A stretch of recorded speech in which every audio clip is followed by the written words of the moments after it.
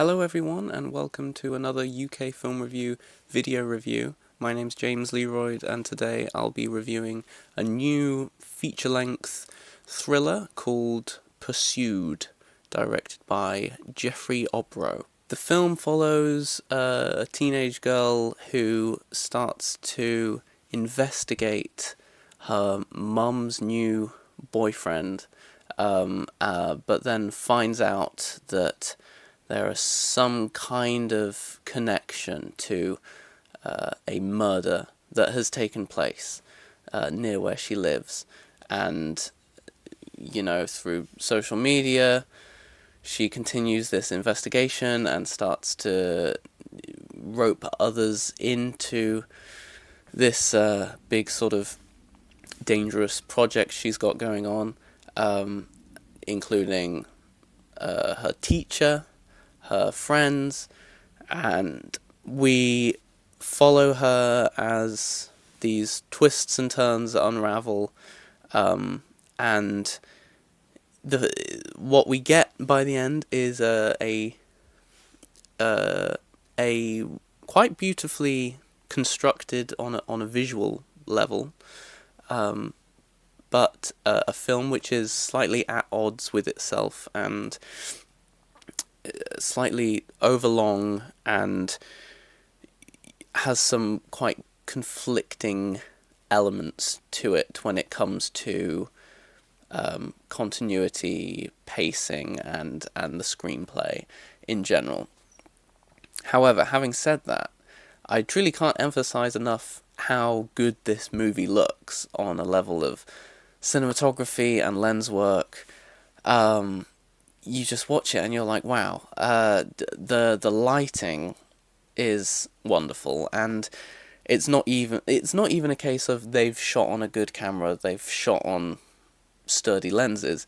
This is a pristine looking movie from a level of lighting, and so that's a really impressive aspect of this film, and something which shouldn't be overlooked, definitely. However, if there's one big flaw with the storytelling, and one wouldn't be able to surmise whether this is the fault of the screenplay, or the fault of the editing, or just some sort of notes that have, gone through the pipeline, and so things have got lost in translation. But on a scene-to-scene basis, scenes will transition and it will feel like we have missed a lot of information.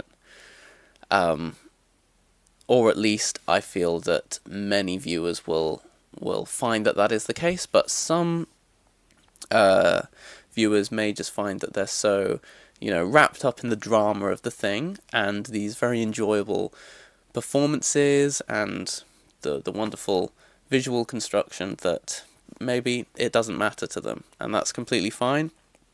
But, it's still a slight problem. And, for instance, there's a scene where our protagonist is hiding under a bed, hiding from the killer in the movie, and he's wandering around. By the way, you might recognize this killer from Saw 3. That's what I recognised him from, anyway.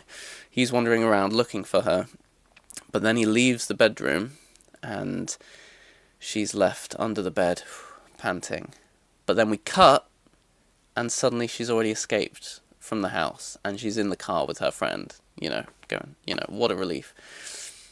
Now, in another film, perhaps, when the stakes are more clearly conveyed, and perhaps the geography of the situation is more obvious, that kind of transition would work really well.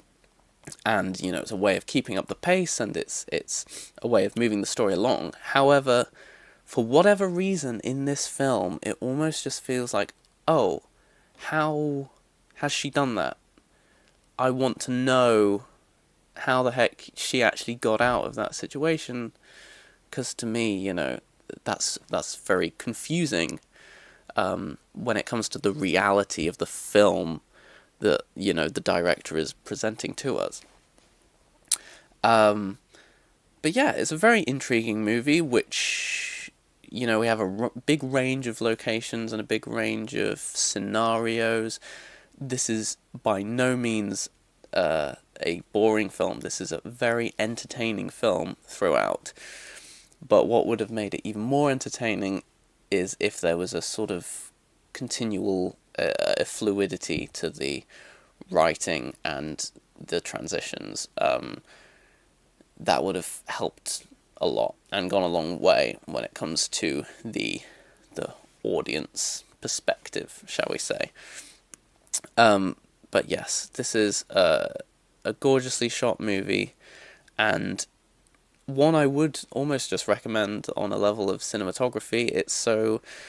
There's something so, you know, refined about it, and there are some really audacious compositions in it, and, you know, none of it is like experimental in its visuals, but what it is clean and specific and really dramatically effective visually. So that is my review of Pursued.